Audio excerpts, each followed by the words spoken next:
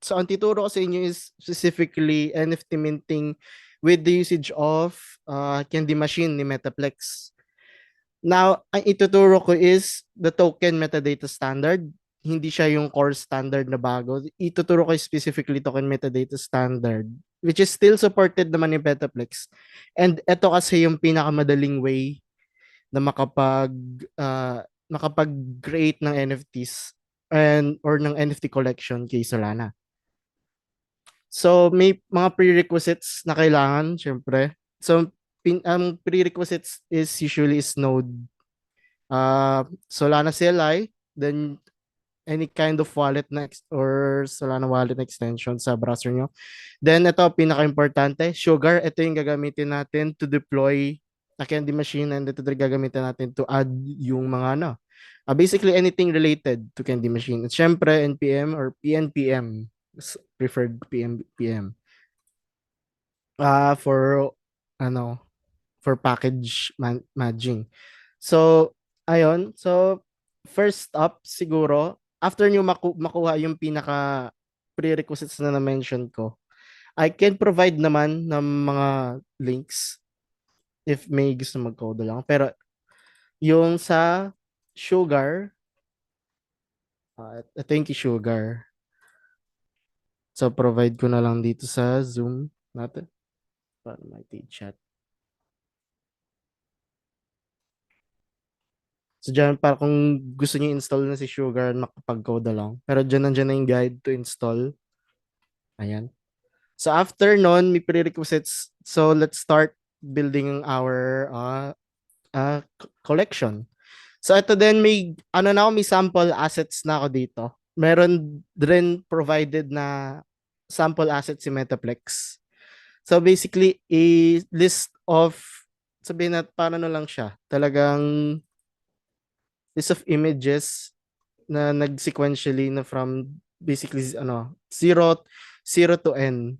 Like kaya depende sa inyo kung gaano karami yung items sa collection ninyo. So ayun. So ito yung parang kahit ilan naman yung technically pwede nyo ma-deploy sa collection nyo basta you have enough soul to deploy it. And then with regards sa metadata, as long as ma-follow nyo yung format, then you're good to go. So ito, provided lang to ni Metaplex since uh, wala akong better example. So, ayun. So, nandito, sagawa lang kayo ng project, then we can start creating our collection. So, bubukas kayo ng terminal or something, or whatever you prefer, kung PowerShell, command prompt, or Git bash.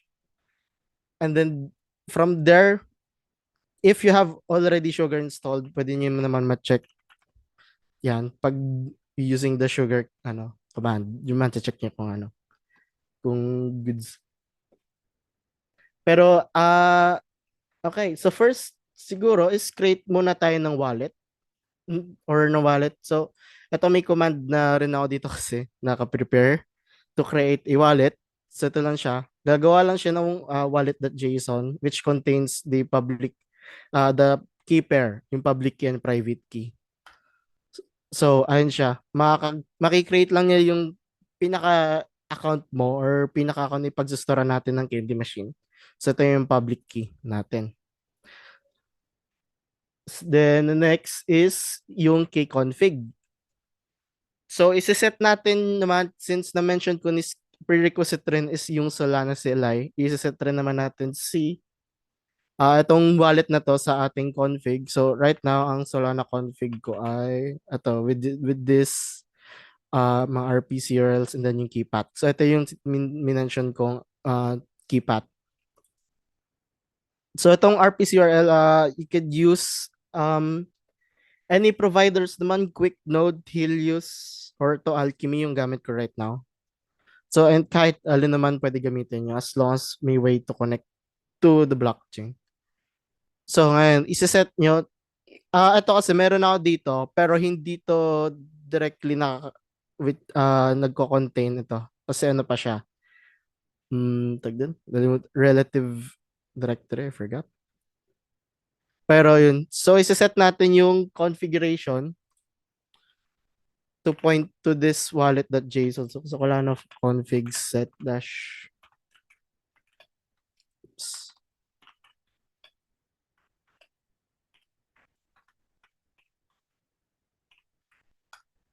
And then, ayun. So, nakaset na siya. Hopefully. Pero, you could check naman, kung ano, ano yun eh. Kung ano yung keeper. Pero yun, so, syempre, since newly generated keeper siya, wala pa siyang laman talaga. So, bigyan natin siya ng Solana. So, meron airdrop na command rin sa Solana. So, di ko alam kung pwede ba 10. Okay, so pwede. So, now may 10 sol na yung laman, yung keeper ko. Na, pwede natin i-check kung if tama talaga, if ano, kung nandun talaga siya, you just using Solana balance.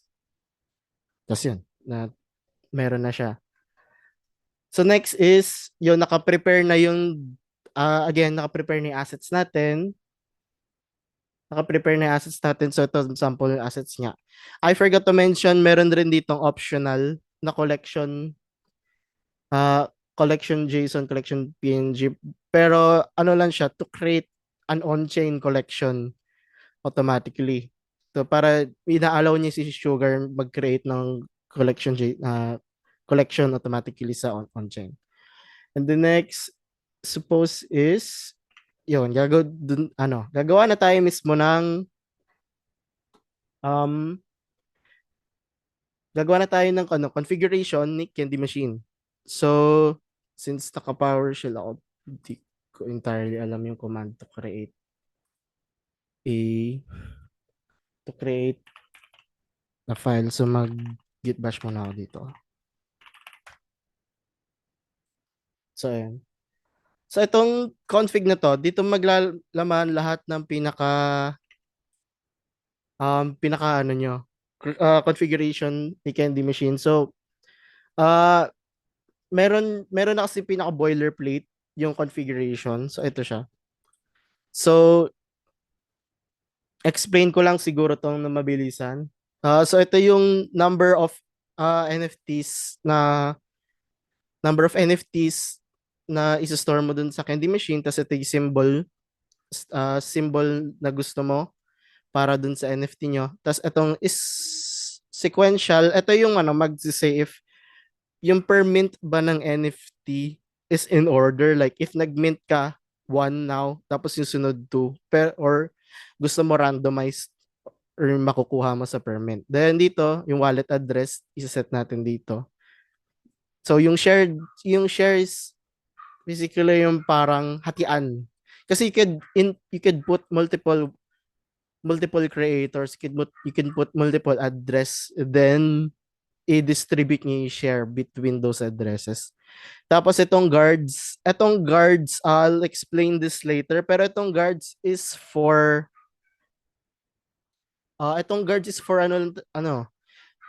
well, input natin sa real life, literal na guard siya. It will stop you, it will, parang it will stop you to mint an NFT unless you meet the requirements like sol payments and start date. So maraming guards, pero ang pinakagamitin lang natin dito is actually sol payment. So tanggalin na muna natin ito. So to yung wallet address, dito yung wallet address, you could input any kind of wallet address naman dyan. Hindi yung mismong Candy Machine account. Diyan nyo ilalagay mismo kung saan nyo gusto mapunta yung bayad. So ito, sample wallet address galing kay Phantom. So yan. Tapos etong number and symbol, dapat palang magma-match siya dito sa assets mo. So sa assets ko, 16. So dapat 16 siya. Dapat magma-match yung number niya dun sa kung gaano karami NFTs ang balak mo i-deploy. So 16 siya since nag-i-index tayo from 0. And then yung symbol, dapat nagmamatch rin siya sa mga metadata. Okay, let's just check. So, hindi siya nagmatch. So, dapat yung symbol natin is the same for all metadata at dito sa configuration ni KD Machine. So, okay na yan. Next is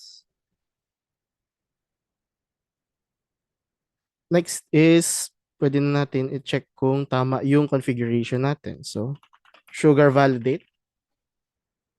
And then yan, sasabihin niya if all goods yung assets mo. So, 17. Which is kanina, di ba, 16?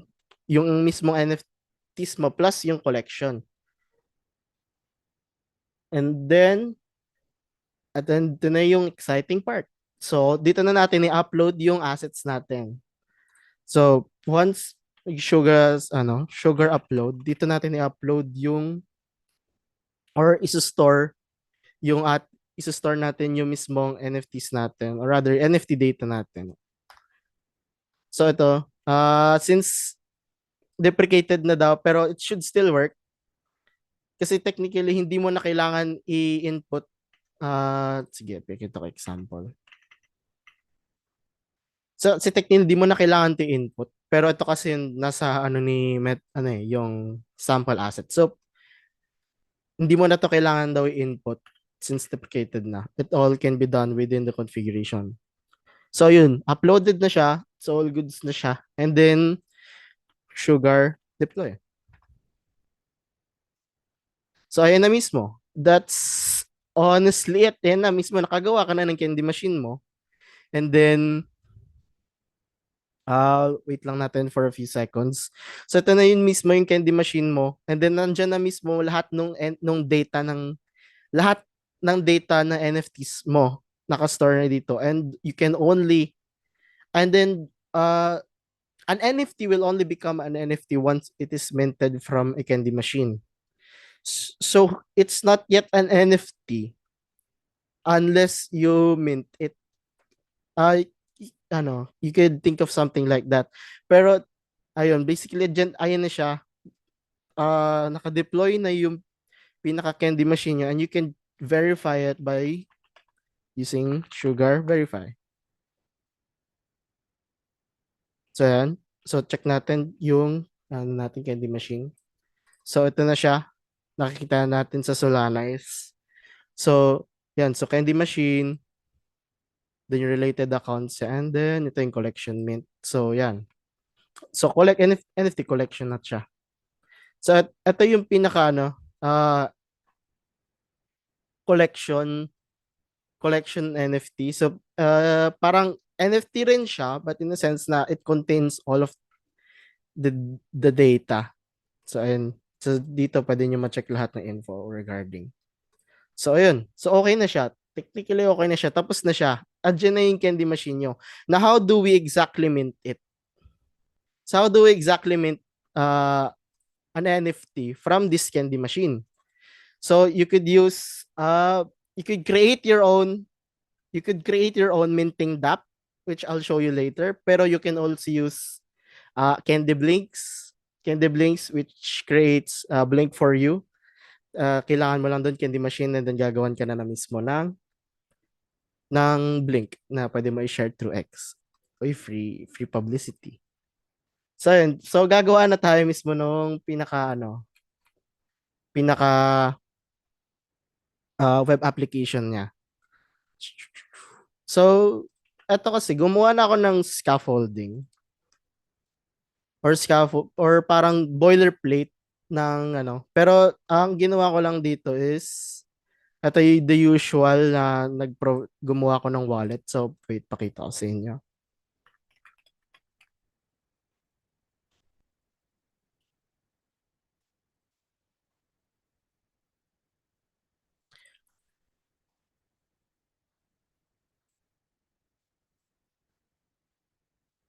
Bali guys, if may questions pala kayo, feel free to leave them sa chat. Mabasa naman rin and we could answer it naman. So it lang, tagal niya mag-compile. So yeah. So ito yung parang pinaka boilerplate ko for now. is gumawa lang ako ng ano, way to connect your wallet. So ito lang siya. So, pero we'll start from here since hopefully you already know how to do this. So ayun. So ito, gumawa lang din ako ng component. So dito natin gagawin yung pinaka minting functionality natin. Okay, so first, kailangan natin ng endpoint or a way to connect to Solana blockchain. So since DevNet muna tayo, hindi tayo kaya mag-mainnet. So since kuha muna tayo uh,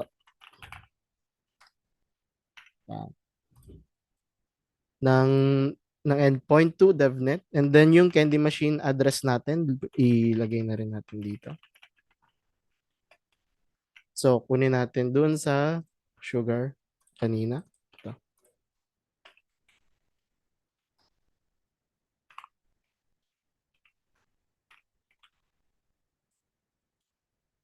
So to import lang. Bakit wala? Kasi maling.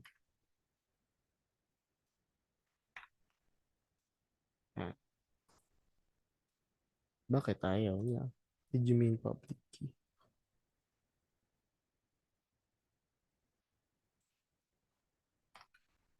Okay. Import na lang natin manually. Hmm.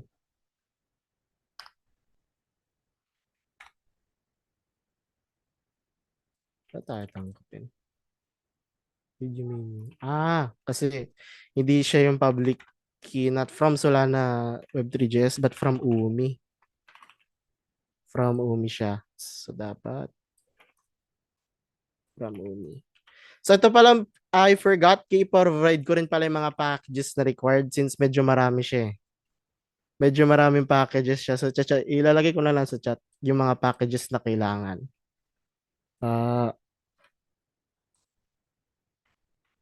Sige, wait lang. Uh, medyo maraming kailangan na packages. So, yun, sinend ko sa chat.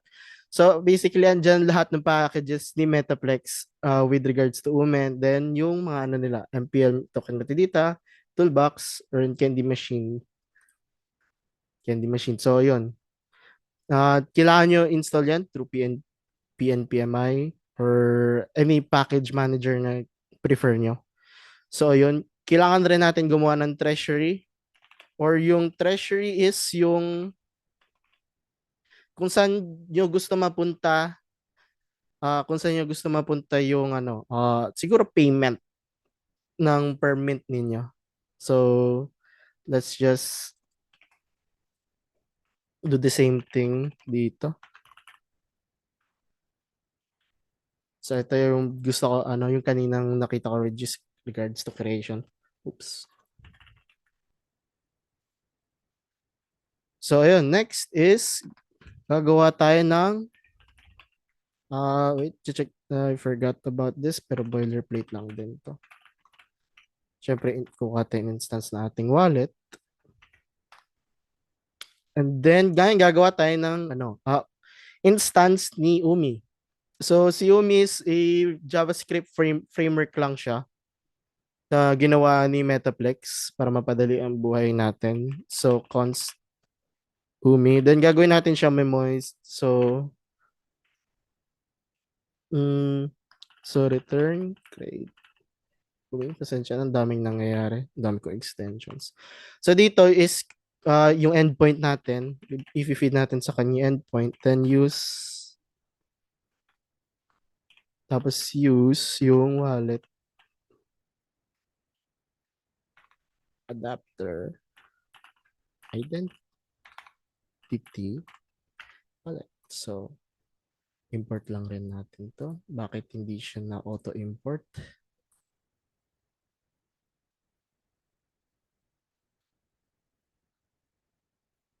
Kasi mali na naman si ito yung medyo confusing kasi ang daming similar na na functions na ginawa ni Metaplex. So, ito dapat from Umi bundle defaults yung create Umi. Kailangan. Tapos, itong wallet identity, ito. naman siya. Ang dami kailangan. Next is gagamitin rin use npm candy. Oops. Candy machine. So ito yung i-state natin yung candy machine address natin. Bakit mali na naman? Kasi hindi dapat, kanina dapat ito manggagaling. Hmm. Hindi, wait, joke lang. Hindi pa pala dito.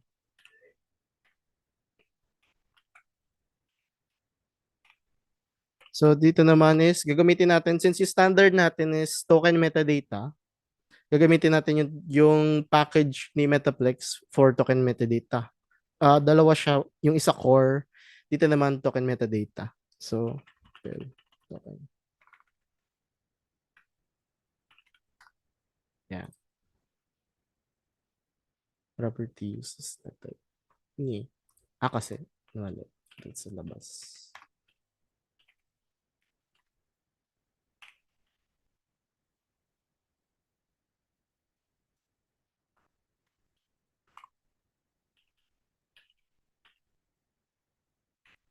And then since memoiz to, kailangan natin dito.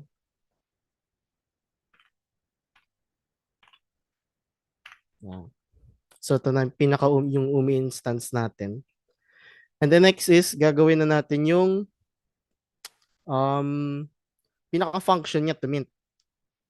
So may boilerplate ulit ako dito kasi para gumawa, pero technique ng boilerplate lang naman to, button lang naman to. So paste ko na lang siguro dito.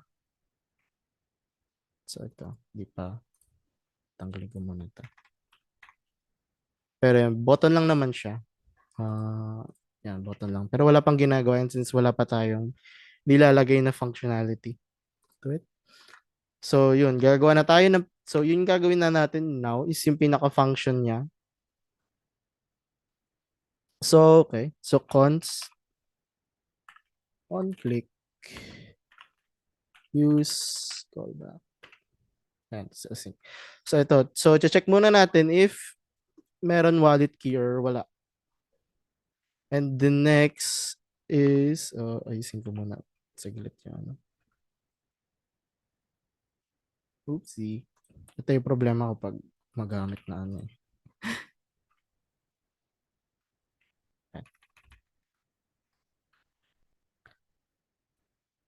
Pero yan. From that, so ito check lang natin if existing yung public key or if may nakakonect na wallet dito, which is ito. Then if wala, we just return and say something like, or let's just say console log natin siya na not connected. And then I suppose, okay, so dito na. Dito is if-fetch na natin yung candy machine natin or dito natin i-declare yung candy machine natin. So const candy machine. Wait.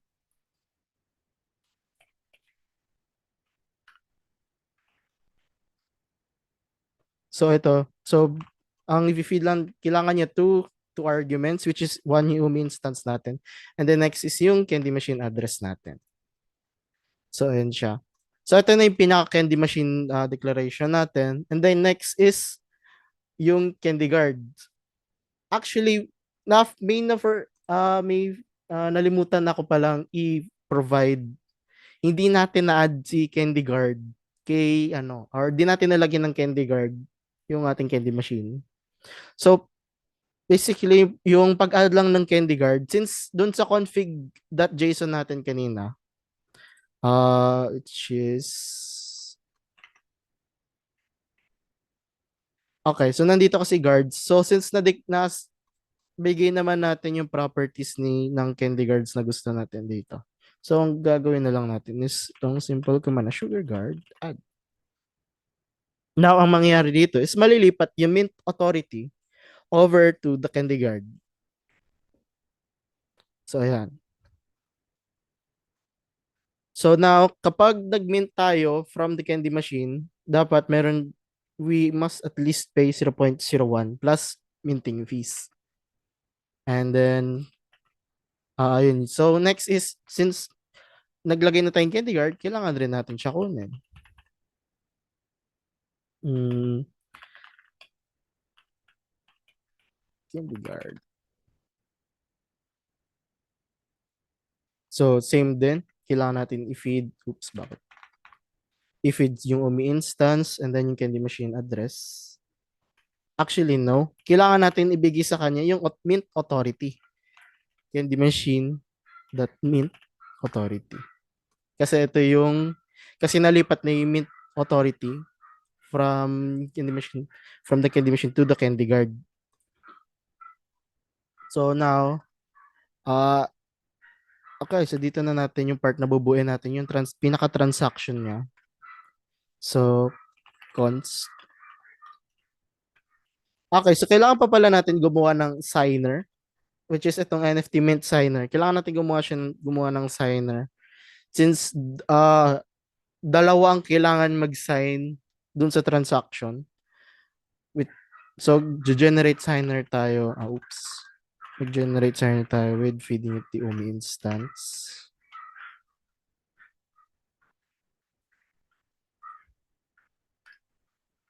And then, so ito na yung pinaka-transaction natin. So, wait. So, yung usual na transaction, paggawa ng transaction from Web3GS is not the same as kay Umi. May sariling transaction builder si Umi. So, yun yung gagamitin natin. So, ito. So, transaction builder. And then, dito na natin ilalagay mga ating instructions. So, that add set compute unit limit. Tapos, Umi.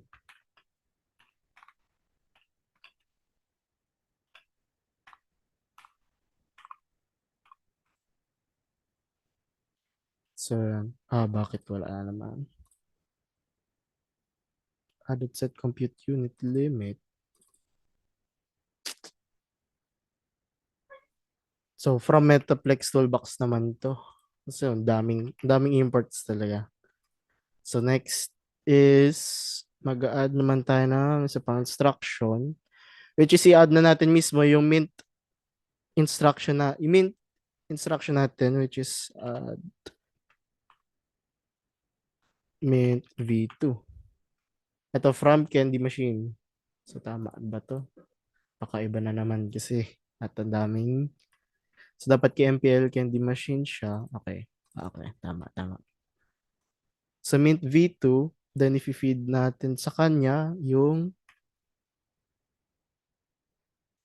Umi instance, and then yung set of, so candy machine, bibigyan natin dito yung public key ni candy machine, which is dot public key. Babaliwit na. It's not the parameter. Kasi daw ay unit. Actually, tapusin muna natin yun. So, candy guard, bibigay naman natin sa kanya yung candy guard naman. Candy guard.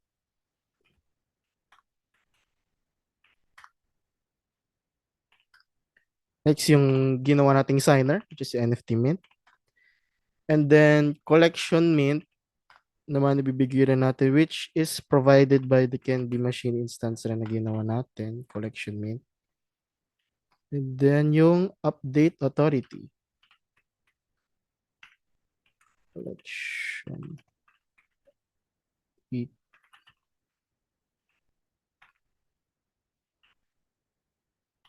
authority, candy machine. So, provided rin siya mismo ng candy machine instance na ginawa natin.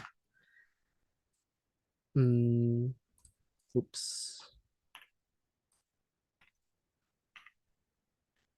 And then dito ipoprovide natin yung arguments para dun sa candy guard natin. So, since maraming arguments, technically, since maraming guards, meron sila sarili-sarili ng arguments. Pero yung argument na ipapasa lang natin dito is specifically for solve payment since ayun lang ang meron dun sa ating candy machine right now. Or yun lang ginawa natin na candy guard. So, to. So, solve payment, sum.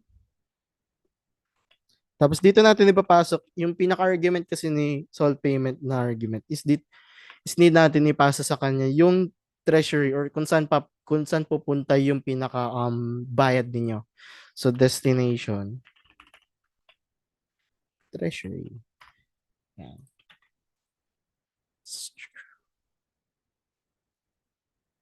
Does not exist on candy machine. Why? Pero tama, double check na naman kasi baka mali na naman. Fetch candy machine from MPL candy machine. Tama naman.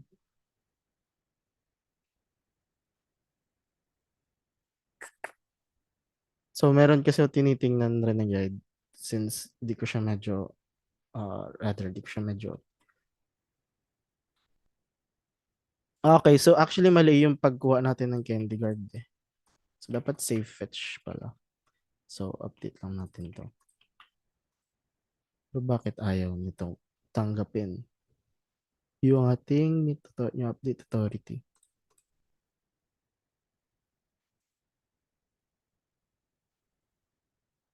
Hmm.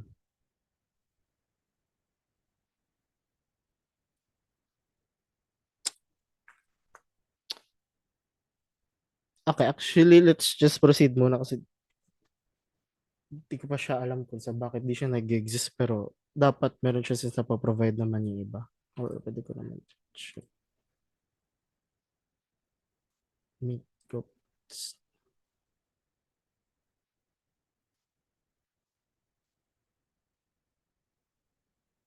Mhm.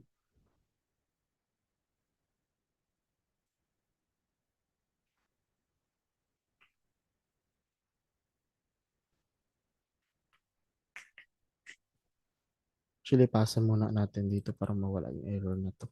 Pasa muna natin sa kanina. Kailangan niya. And then, yung pag-catch ng error niya, kailangan rin pala muna natin catch. Um,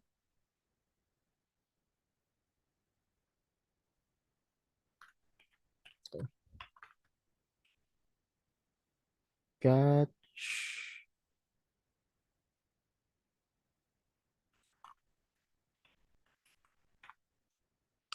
Oops. Error 10. Tapos,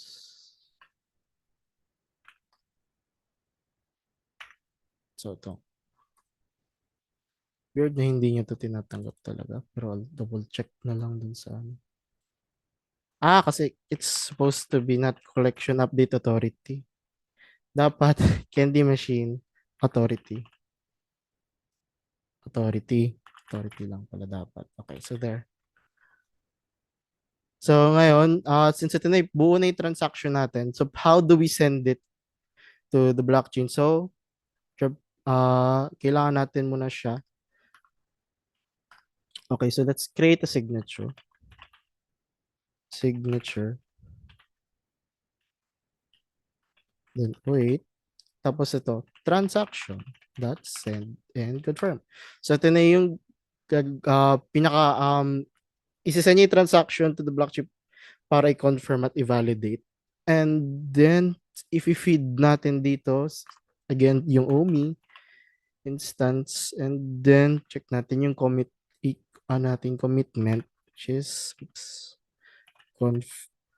confirm and dapat i-commit natin ay yan, confirm. Yan. So, ito para ano na lang to. So, const txid. So, transaction ID. So, yung signature na to, kailangan natin siya in code as base 58. So, ito. Ito, import na lang natin to. At yung library nito BS58. Don't worry about the error. It would still work kasi di ko alam kung bakit nag-error yung VS Code even though I already have this package installed. Pero yun, console log na lang siguro rin natin. Since nakuha natin yung transaction ID, console.log success and then it successful. Then yung transaction ID. Then, yung sa error, I think okay na yan. Looks good naman na to. So, okay. Ipapasa na natin tong pinaka-function na to, yung on-click function natin, to our button. So, all that for one single button, no? So, okay. Ito sa button natin, lagay lang natin dito. On-click. Yan. So, yun lang. So, let's first check if, okay, nakaran naman na siya. I-reload mo natin para sure. And then if na everything is working, don't mind the the error sa console. If everything is working, dapat mag-open siya ng wallet. So ito, so nag-error siya. Why? Kasi gamit yung gamit kong account na nandito is yung ginamit natin sa treasury. So technically wala nangyayari. So cancel muna natin. Disconnect. Slipat tayo ng ibang wallet. So ayan. So ngayon dapat makikita na natin siya dito. So ayaw pa din. Bakit? Kasi naka-develop naman.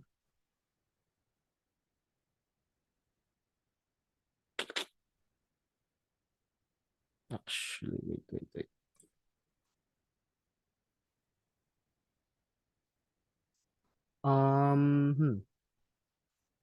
Try natin i-debug. Bakit wala? This transaction diverted. Kasi ito. Okay, so treasury natin, ang laman ng treasury natin is yung isa. Usually, sa arguments lang talaga yun eh.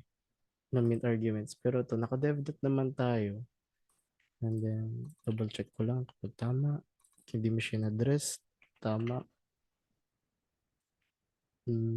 Actually, double check natin. So, ito, hindi machine address. So, nafe-fetch niya lahat. So, pero ang problema, ayaw niyang pumasok. Bakit?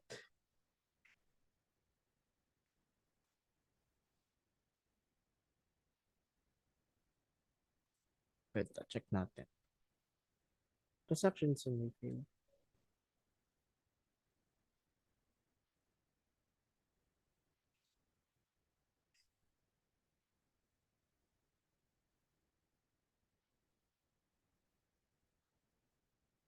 So, cluster natin. Tama naman. Actually, try natin debug to gamit nung tool.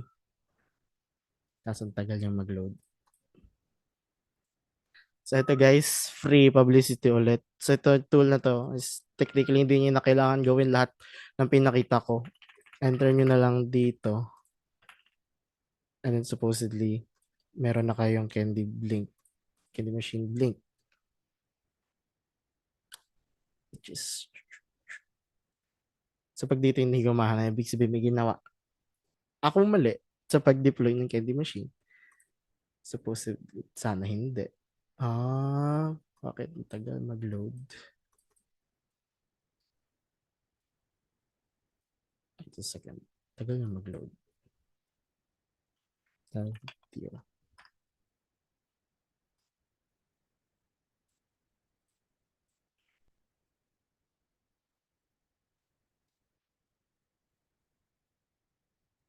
Yan.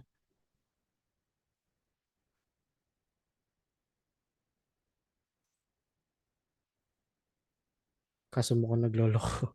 Naman yung dahil tiwat. Ayaw niya i-render yung blink. Wow, ang galing naman timing. Actually, so debug na lang natin. Pero at least dito alam natin since meron ako nilagyan na validations dito na working yung candy machine natin. Since na-check niya, na-fetch niya perfectly. Ang kaso bakit dito ayaw niya mag-mint. So let's just try to debug this. So ito, yung programs naman niya, tama. Kundi confirm. Strange action. DevNet. So let's actually try this on a different, ano, oops.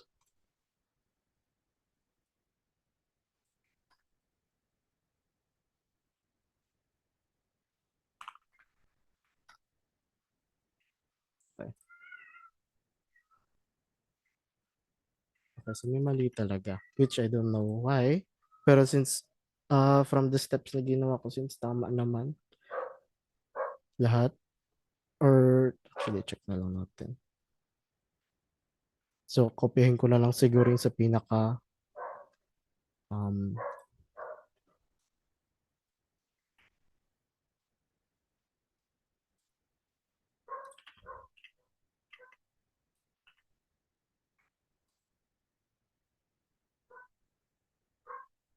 okay. So ang nangyari, ginawa ko lang, kinopya ko na lang yung boilerplate ko from what I've made kanina umaga. Pero not sure kung ano nangyari, pero technically the same lang naman siya.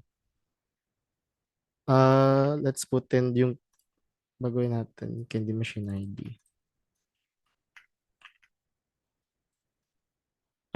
I'll provide the codes na lang sa GitHub so if may gusto gumamit. So yan, working nga yung Candy Machine ID natin. So I suppose may nagkamali lang ako sa pag-build ng pinaka ano natin, pinaka transaction. So actually try natin try ko pa rin i-debug kung sakali.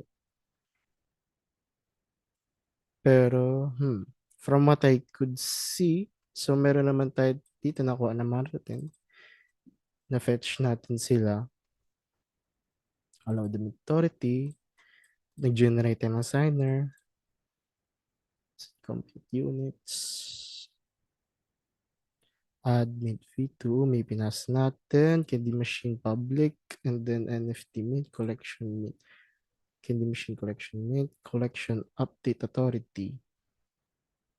Candy Machine dot authority. And then with arguments, solve payment.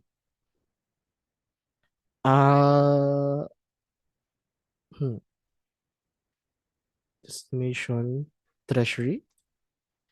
So this should work as I expected to, pero feel try na lang natin.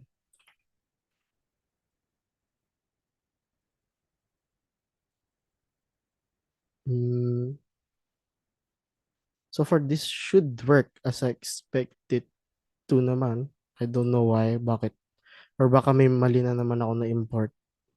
Kasi apart from the commitments, all seems correct. So I'm not sure what's happening. So let's double check na lang sa mga imports natin. So naging debugging session na. Naging debugging session ng Zoom rather than me teaching you. So, okay, update kita.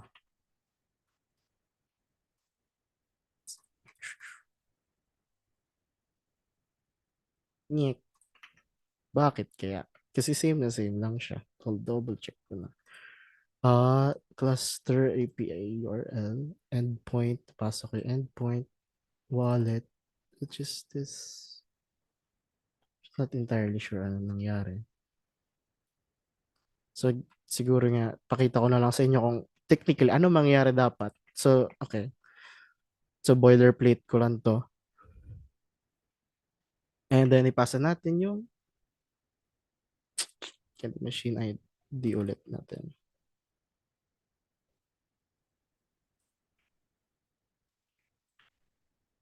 Okay.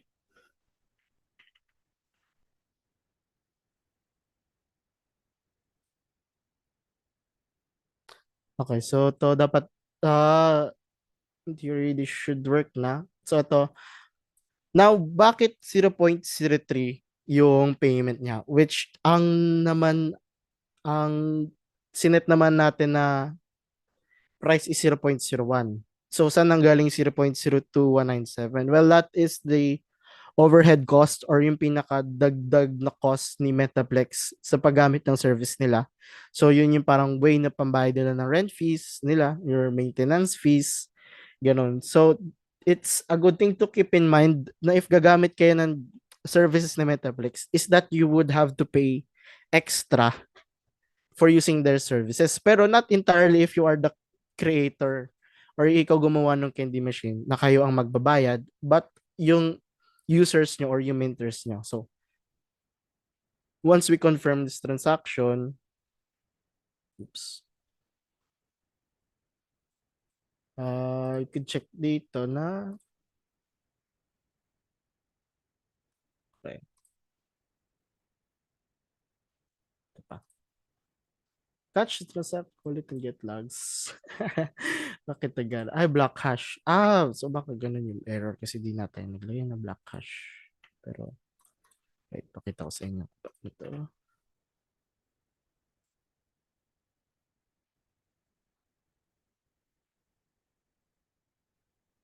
Hmm. This is weird kasi kanina okay siya ngayon. Bakit ayaw?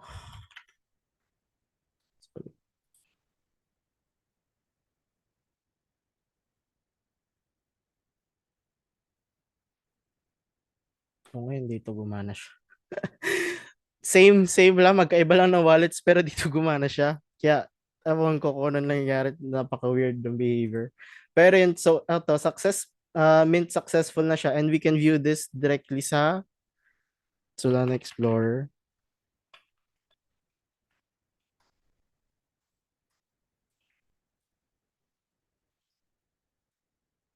Okay, sa DevNet. So, ito. So, ito yung na-mention ko kanina na may overhead cost. So, yung pinaka price na sinet nyo or Candy Guards is ito. So, since na-set natin ito yung wallet na treasury, so dito mapupunta yung payment, which is all payment. And then yung others, ito yung bayad nyo towards Metaplex. So, ito yung problema kay token metadata, to be frank, is ang daming accounts involved. Ang daming accounts involved. So, preferably, try to use Core. Pero if you would prefer an easy way to deploy NFT collection, use token metadata.